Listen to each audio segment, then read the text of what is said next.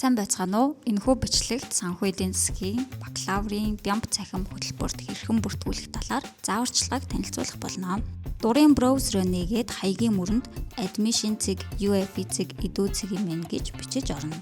Энэ бол санхүү эдийн засгийн их сургуулийн албан ёсны эсвэлтийн цахим систем юм. Нүүр хуудсан дээр сургуулийн жагсаалтаас санхүү эдийн засгийн их сургууль хэсгийг олж бакалаврын бямб цахим хөтөлбөр товчийг дарна. Дараа нь та шинэ хэрэглэгчийн бүртгэл үүсгэх шаардлагатай тул нэвтрэх, бүртгүүлэх товчийг дарна. Эсвэлтийн журмыг сайтар уншиж танилцаад та өөрийн имэйл хаягаа бичнэ.